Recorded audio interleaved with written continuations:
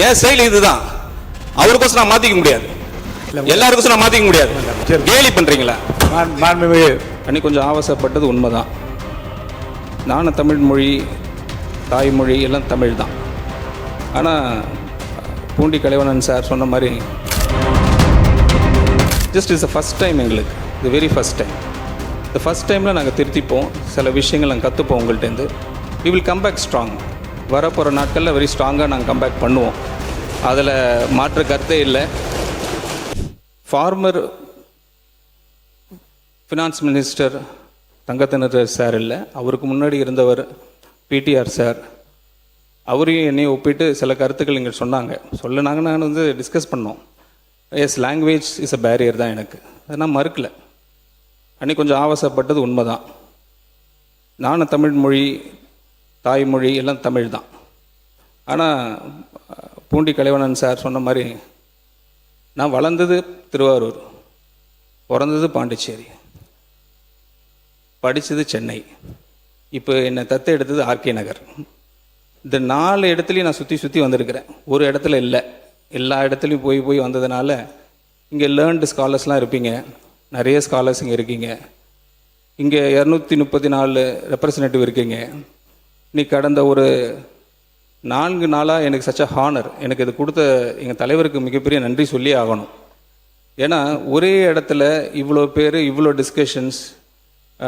Madam Anbumani உங்கள் அழகாக சொல்லிட்டு இருந்தாங்க, நிறைய பாயிண்ட்ஸ் அதெல்லாம் நோட் பண்ணிட்டு இருந்தேன். தோழர்கள் சொன்னாங்க, என்னோடய குட் ஃப்ரெண்ட் வன்னியரசு சார் சொல்லிட்டு இருந்தாங்க, காங்கிரஸ் சட்டமன்ற உறுப்பினர் அமைச்சர்கள் சொல்லிட்டு இருந்தாங்க, சீனியர் மோஸ்ட் கவுன்சில் சொல்லிட்டு இருந்தீங்க. எல்லாம் எங்களுக்கு இன்ஃபர்மேஷன் தான், நாலேஜ் தான், நான் மறுக்கலை. Just is the first time எங்களுக்கு, தி வெரி ஃபஸ்ட் டைம். இந்த ஃபஸ்ட் டைமில் நாங்கள் திருத்திப்போம், சில விஷயங்கள் நாங்கள் கற்றுப்போம் உங்கள்கிட்டருந்து. We will come back strong. வரப்போகிற நாட்களில் வெரி ஸ்ட்ராங்காக நாங்கள் கம் பேக் பண்ணுவோம், அதில் மாற்று கருத்தே இல்லை.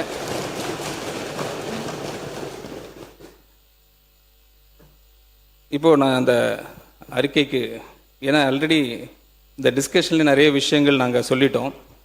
ஒவ்வொரு விஷயங்கள் நீங்கள் கேள்வி கேட்க பார்த்து தென் அண்ட் தேர் நாங்கள் சொல்லிட்டேன் எல்லா விஷயங்களும். சரி, கன்சாலிடேட் பண்ணி ஒரு not more then 10 to 15 minutes, ஏன்னா already getting late. I will conclude very soon.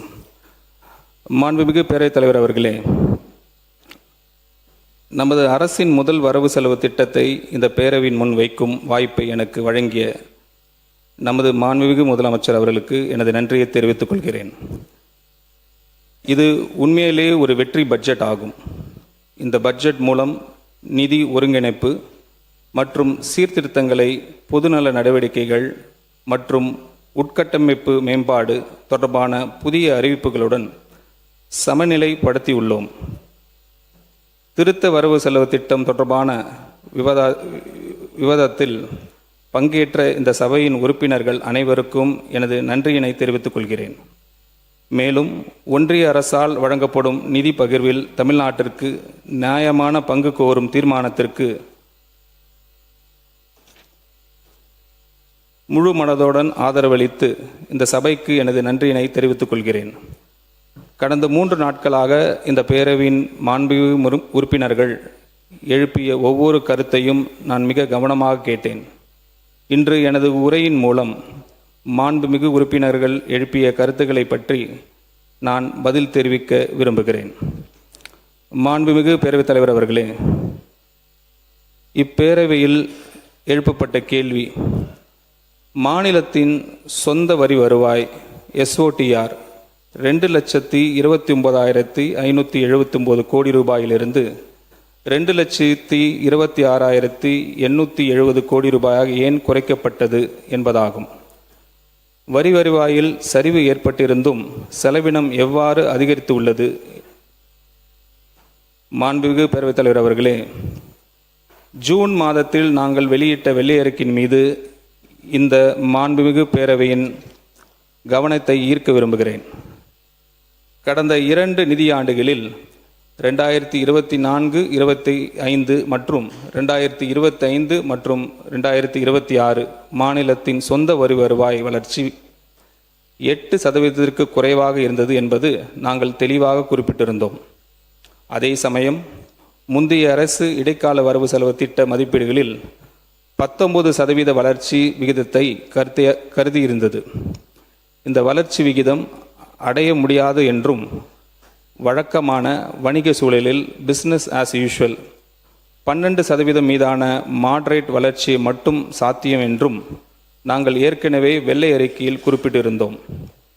இந்த 12% வளர்ச்சியை கருத்தில் கொண்டால் மாநில சொந்த வரி வருவாய் 2.15 லட்சம் கோடி ரூபாய் இருக்கும். இதற்கு மேல் அரசு கொண்டு வந்த பல்வேறு வரி வருவாய் பெருக்கும் நடவடிக்கைகளால் ரெவென்யூ ஆகுமெண்டேஷன் மெஷர்ஸ் வரி மற்றும் வரி அல்லாத வருவாயில் அரசிற்கு மொத்தமாக 15,000 கோடி ரூபாய் வருவாய் கிடைக்கும்.